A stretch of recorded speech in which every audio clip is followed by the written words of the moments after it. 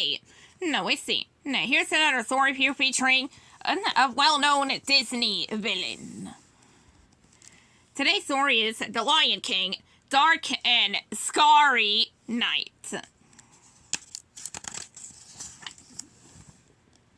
Scar sighed, watching the afternoon sun sink lower in the sky.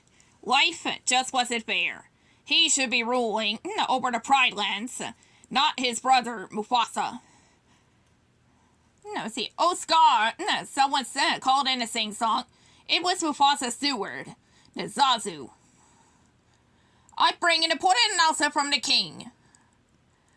At what, pray tell, does Mufasa want? Scar asked the bird, lazily picking something out of his claws. See, King Mufasa, Zazu said, correcting him.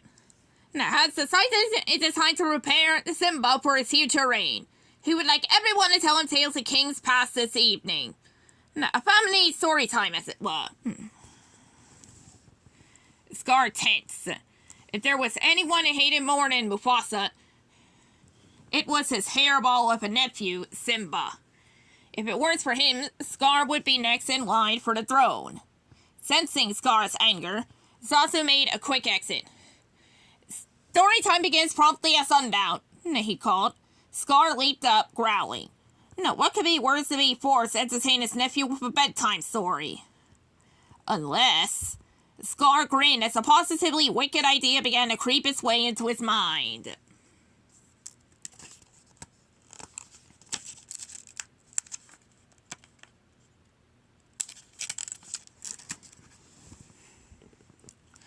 Scar crept over to the elephant graveyard. If his plan were going to work, he would need to help with the vicious hyenas who lived there. So let me get this straight, Shenzi said. You want us to sneak into the lion's den and take the cub with Mufasa right there? Scar smiled. Leave Mufasa to me. He'll be so distracted by my story he won't even notice you. It doesn't seem like the most foolproof idea, Bonsai said. You want to eat, don't you? Scar roared. We do, Bonsai cried. We enjoy eating, Shenzi said, slapping a giggling Ed. No, well, Scar said. Once you steal the hairball away, you can have him.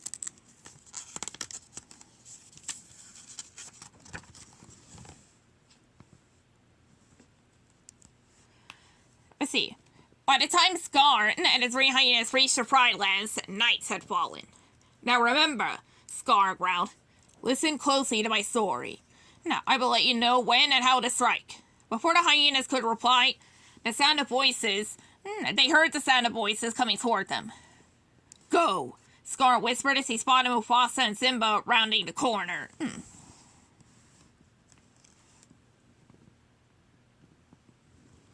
Now, Scar, Mufasa said. Simba and I were headed up, as he to begin the storytelling. As was I, Scar replied quickly. I think I got a very good tale to tell, too. Simba cocked his head. Is it scary? I want to hear something really scary. Not some boring story about an old king. Scar knelt down, an evil glint in his eye. The scariest. Cool, Simba cried.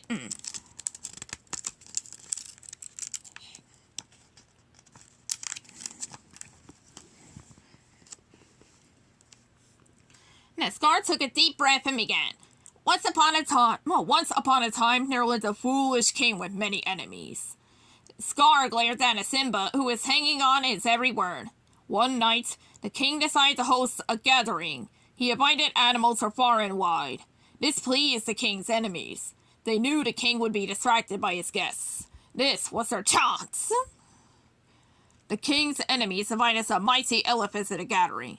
The elephants' feet were so large that they kicked up a large amount of dirt. Scar scraped his large paws on the ground, creating a cloud of dust, which made it difficult for the king and his subjects to see. It was the perfect opportunity, to take the king, without anyone noticing.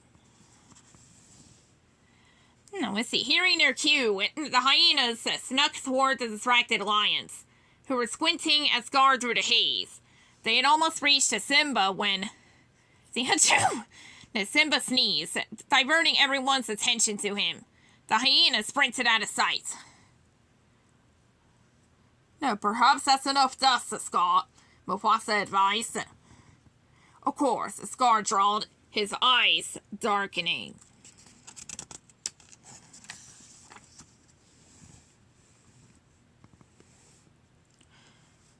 Unfortunately, things did not go as planned, Scar continued. But no matter, the king's enemies soon came up with another plan. One night, when everyone was fast asleep, they snuck into the king's den, covered in mud. They were well disguised to blend with the surrounding rocks. When the king woke up, he did not know that his enemies were there with him. He raised his voice pointedly. Right there with him, disguise. Is everything all right? Zazu asked. Of course, Scar snapped. He took a deep breath, continuing his story as the hyenas, looking as though they rolled around in the dirt and dust, inched toward Simba on their stomachs. Suddenly, Mufasa stood up. The hyenas gasped at the sight of the mighty lion and made another hasty retreat. Frowning, the king peered through the darkness. Let's see. I thought I heard something. He sat down again. I apologize, Scar. Yes, well, Scar went on, clearly agitated.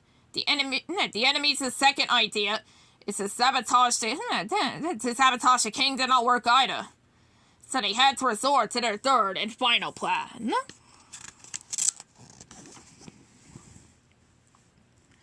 Each day the king stood on a great rock very similar to this one and made announcements to his subjects. This is a very odd story, Zazu muttered.